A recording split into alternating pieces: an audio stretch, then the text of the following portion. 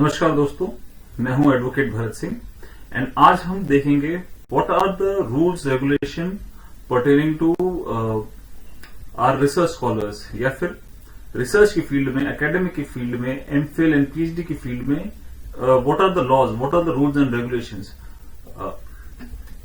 जैसे कि हम जानते हैं कि University grant Commission UGC is the primary authority या regulatory body which governs all the standards pertaining to MPhil and PhD। किसी भी सोसाइटी में अगर हम देखते हैं the research is a hallmark of that society। It shows how advanced that society is, how well developed that society is, how intellectual that society is। जितनी अच्छी research होगी वो सोसाइटी, वो देश, वो सिविलाइजेशन उतनी एडवांस्ड होगी। हम पहले ये देखते हैं कि what are the rules and regulations for governing admission in MPhil and PhD. MPhil के लिए मिनिमम आपको अपने मास्टर्स में 55% मार्क्स आपको लेना चाहिए। SC, ST and OBC and differently abled के लिए ये इसमें 5% रिलैक्सेशन है। एमफिल का जो ड्यूरेशन है वो 2 साल या 4 सेमेस्टर हो सकता है। पीएचडी, सिमिलरली पीएचडी में भी आपको एडमिशन लेने के लिए अपने मास्टर्स में मिनिमम 55% मार्क्स लाना जरूरी है। SC, ST and differently able and OBC के लिए इसमें 5% की रिलैक्सेशन है। मिनिमम ड्यूरेशन जो है इसमें वो पीएचडी 3 साल में की जा सकती है, including the course work duration, and maximum duration is 6 years. PhD आप रेगुलर मोड में भी कर सकते हैं, पार्ट टाइम मोड में भी कर सकते हैं। यूनिवर्सिटी ग्रांट कमीशन अभी नए गाइडलाइंस बना रही है जिसमें ऐसा सुनने में आया है कि minimum duration of PhD can be of 2 years excluding the course work, यानी कि वो 2.5 साल की अगर आप कोर्स वर्क मिला लें तो आज की तारीख में including course work minimum duration is 3 years। So let's see क्या फॉर्म गाइडलाइंस आती हैं। Apart from that, women candidates have been given benefit and specially people with disability of more than 40% also have been given benefit कि उनको MPhil में 1 साल का extension मिल जाता है किसी अगर उनकी पीएचडी खत्म नहीं हो पा रही है। सिमिलरली पीएचडी में उनको 2 साल का बेनिफिट मिल जाता है। Additionally women are entitled for 240 days of maternity leave also. हम एक चीज और जानते हैं कि it is a mandatory guidelines, सारी यूनिवर्सिटीज में MPhil and PhD entrance test के बेसिस पे ही होगा या फिर NET and JRF qualified students को ही लिया जाएगा। It is mandatory that all universities should notify through advertisement in at least 2 national papers, जिसमें से एक रीजनल नेशनल पेपर होना चाहिए about the admission procedure in PhD, including examination, number of seats, criteria, centre etcetera. List of all MPhil and PhD student has to be maintain on website and सिर्फ वही institute MPhil and PhD कर सकते हैं जिसमें adequate facilities वगैरह हैं, science laboratories हैं। Student to supervisor ratio is maintained as per the guidelines of the UGC. हर यूनिवर्सिटी में जो पीएचडी या एमफिल या रिसर्च करा रही है वहां पे रिसर्च एडवाइजरी कमेटी होना जरूरी है, सो दैट रिसर्च जो है वो प्रॉपर्ली स्क्रूटिनाइज हो सके। जितनी भी मास्टर्स या डिसर्टेशन या थीसिस उस यूनिवर्सिटी में होती हैं उनको ई रिपोजिटरी शोधगंगा में अपलोड करना जरूरी है। इन्फ्लीबिट इसको हैंडल करता है, वहां पे इन सबको इसकी सॉफ्ट कॉपी प्रोवाइड करना मैंडेटरी है। हर इंस्टीट्यूट में institutional academy integrity panel IAIP होना जरूरी है, which has to be headed by vice chancellor, dean or any senior academician. इनका एक टेन्योर होता है, so for that tenure it has to be there. Apart from that, every department of the university also is supposed to have DAIP, that is Departmental Academy Integrity Panel। एक research supervisor, research supervisor कौन हो सकता है? Research supervisor has to be a professor who has at least published 5 research publication in refereed journals. He can also be an associate and assistant professor of the university with PhD degree and at least 2 research publication in referred journals. He should be a full-time teacher of the concerned university. External supervisor is not allowed. However, an external co-supervisor is permitted. concerned department of the university has to decide the research supervisor based on student supervisor ratio. A research supervisor cannot guide more than 3 MPhil or 8 PhD scholars, and an associate professor as the research supervisor can guide up to a maximum of 2 MPhil or 06 PhD students. An assistant professor can guide up to maximum 1 MPhil or 4 PhD scholars. Co-supervisor in a PhD can be from an interdisciplinary areas. Now let's see what are the guidelines for a research scholar. हर research scholar को pre course work MPhil and PhD में करना mandatory अगर उसने ऐसा पहले नहीं कर रखा है। हालांकि अगर कोई एमफिल स्टूडेंट है जिसने प्री कोर्स वर्क कर रखा है, एमफिल कर रखा है, तो वो पीएचडी में इंटीग्रेटेड प्रोग्राम में डायरेक्टली अपने रिसर्च स्टार्ट कर सकता है। एंड उस प्री कोर्स वर्क में हर स्टूडेंट को, हर रिसर्च स्कॉलर को 55% मार्क्स लाना जरूरी है, उसे क्लियर करना जरूरी है। Pre course work can extend up to 1 semester or 2 semester. Research scholar must incorporate all recommendation as advised by RAC in his research work during 6 monthly presentations. Dissertation and thesis जो भी research scholar submit कर रहा है उसमें plagiarism बिल्कुल नहीं होना चाहिए, सब ओरिजिनल रिसर्च होनी चाहिए।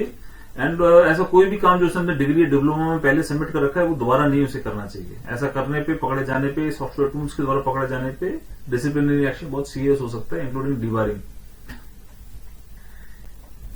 अगर अपनी डिसर्टेशन या थीसिस सबमिट करने से पहले उसको, स्टूडेंट्स को, रिसर्च स्कॉलर को आरएसी के सामने, रिसर्च एडवाइजरी कमेटी के सामने अपनी प्रेजेंटेशन देनी पड़ेगी। अगर उसमें कोई रिकमेंडेशन होती है उसको 6 महीने मिलता है उसको इनकॉर्पोरेट करने के लिए। ऐसा ना करने पे डिसिप्लिनरी एक्शन हो सकता है, डिबार हो सकता है। कोई भी पीएचडी थीसिस जो भी सुपरवाइजर उसको जब इवेल्युएट करता है, so apart from supervisor there will be 2 external examiners who are not in employment of the institution. MPhil के लिए एक external examiner apart from supervisor होना जरूरी है।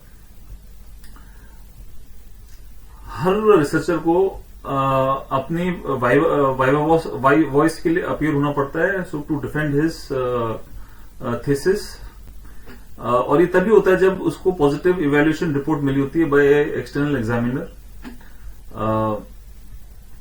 अगर एक्सटर्नल एग्जामिनर से रिपोर्ट अनसेटिस्फैक्टरी आई है, so his thesis might be send to somebody else, another examiner, and वहां से भी अप्रूव हो जाती है तो उसको अपने थीसिस पे दोबारा, वहां से भी डिसअप्रूव हो जाती है तो उसको अपने थीसिस पे दोबारा काम करना पड़ेगा। जब वाइवा वॉइस होएगा एक रिसर्च स्कॉलर का, स्पेशली पीएचडी वालों का, सो मिनिमम 2 एग्जामिनर उसमें होने जरूरी हैं। एंड उसमें मेंबर ऑफ आरएसी होंगे, सारे डिपार्टमेंट की फैकल्टी हो सकती है, दूसरे रिसर्च स्कॉलर हो सकते हैं, and interested experts and researchers भी हो सकते हैं। मेक श्योर यूजीसी ने अब हम बात करते हैं कि प्लैगरिज्म का इशू जो थीसिस एंड डिसर्टेशन में बहुत इंपॉर्टेंट होता है। यूनिवर्सिटी ग्रांट कमीशन ने गाइडलाइंस प्रोमलगेट करी है by promotion of academic integrity and prevention of plagiarism in higher education institution, regulation 2018। Some of the important aspects are कि भाई सभी इंस्टीट्यूट्स को अपनी स्टूडेंट्स को सॉफ्टवेयर मैकेनिज्म प्रोवाइड करना है टू चेक प्लैगरिज्म। सारा जो रिसर्च स्कॉलर का जो काम होना चाहिए वो इन प्लैगरिज्म टूल से होके ही गुजरना चाहिए, उसमें चेक करना चाहिए कि कोई मेरे इसमें प्लैगरिज्म ना हो। प्लैगरिज्म मतलब कि it should not be a copied material, it should not be a referred material जिसमें आपने किसी को क्रेडिट नहीं दे रखा हो। बेसिकली ऐसा कोई भी काम जो पहले हो रखा है या जिसका कोई स्टैंडर्ड नहीं है उसको आप अपने प्रोजेक्ट पे इनकॉर्पोरेट कर लें, अपने रिसर्च थीसिस में या डिसर्टेशन में इनकॉर्पोरेट कर लें without giving due credit to someone. मतलब बेसिकली आपकी रिसर्च आपके ओरिजिनल काम होना चाहिए, किसी का कॉपीड काम नहीं होना चाहिए। रिसर्च सुपरवाइजर को जब थीसिस जब सबमिट होती है तो उससे अपना सर्टिफिकेट देना पड़ेगा कि भाई ये काम उसके अंडर हुआ है and free from any kind of plagiarism है। पर फिर भी जब हम रिसर्च सबमिट करते हैं और वो टूल से गुजरता है तो उसमें कुछ प्लैगरिज्म का रेशियो आता है, तो कुछ रेशियो परमिटेड है अगर वो वेल कोटेड वर्क है, यानी कि आपने उसको कोट कर रखा है, रेफर कर रखा है, या फिर किसी से परमिशन ले रखी है उसको यूज करने के लिए। ऑल्सो अगर references, bibliography, table of content, preface, acknowledgement, इन सब में अगर प्लैगरिज्म आ रहा है तो ये एक्सेप्शन मिलता है इसमें। डिसरिगार्ड जैसे जनरल टर्म्स हैं, लॉज हैं, स्टैंडर्ड सिंबल्स हैं, इसमें प्लैगरिज्म अगर आता है, ऐसा दिखाता है कि कॉपीड है, तो ये जनरल टर्म्स वगैरह दूसरों के उसमें भी यूज हुए होते हैं, तो उसमें एक्सक्यूज मिल जाता है। बेसिकली द रिसर्च कंटेंट में प्लैगरिज्म नहीं आना चाहिए। Research work should be based on original ideas and should not have any similarities. अगर हम कंसेक्यूटिवली कोई एक लाइन लिख रहे हैं तो यूजीसी परमिट करते हैं कि 14 शब्द तक वो चीज कॉपी नहीं होनी चाहिए, मतलब 13 शब्द तक अगर है तो वो एरर नहीं दिखाना चाहिए। प्लैगरिज्म को यूजीसी ने कुछ लेवल्स में डिफाइन किया हुआ है, लेवल 0, लेवल 1, लेवल 2, लेवल 3। अगर 10% तक किसी का प्लैगरिज्म दिखा रहा है सॉफ्टवेयर में तो वो माइनर सिमिलरिटीज है, उसमें कोई पेनल्टी नहीं है। अगर 10 से 40% तक प्लैगरिज्म दिखा रहा है तो स्टूडेंट को अपने स्क्रिप्ट रिवाइज करने के लिए बोला जा सकता है विद इन स्टिपुलेटेड टाइम, जो 6 महीने से ज्यादा नहीं होना चाहिए। अगर लेवल 2 दैट मीन्स 40 से 60% है तो स्टूडेंट को बोला जा सकता है कि भाई 1 साल बाद आप अपनी मैन्युस्क्रिप्ट दोबारा सबमिट करें, आपको 1 साल का डिबार किया जा रहा है। और लेवल 3 यानी कि 60% से ज्यादा प्लैगरिज्म है तो उसका स्टूडेंट का पीएचडी रजिस्ट्रेशन ही कैंसिल हो सकता है। एंड रिपीटेड प्लैगरिज्म में पेनल्टी बढ़ सकती है, एक लेवल ऊपर वाली पेनल्टी मिल सकती है। सिमिलरली